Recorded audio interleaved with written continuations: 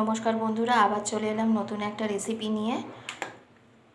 এই দেখুন, এই রেসিপিটা তৈরি করতে লাগবে বেসন, হলুদ গুঁড়ো, লঙ্কা গুঁড়ো, জিরে গুঁড়ো, নুন আর গরম মশলা আর মিষ্টি। তো চলুন তৈরি করা যাক। মোচাটাকে সিদ্ধ করে রেখেছিলাম, তো এগুলোকে এরকমভাবে একটু মেখে নিতে হবে।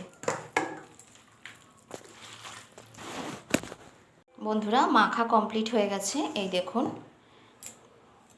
এবার একে একে সব জিনিস আমি দিয়ে দিচ্ছি। বেসন, লঙ্কা গুঁড়ো, হলুদ গুঁড়ো, জিরে গুঁড়ো, নুন, গরম মশলা, চিনি সব দিয়ে দিলাম।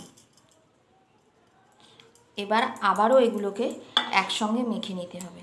বন্ধুরা, আমার মাখা কমপ্লিট হয়ে গেছে। কড়ায় তেল গরম বসিয়ে দিয়েছি, চলুন দেখা যাক। এই দেখুন,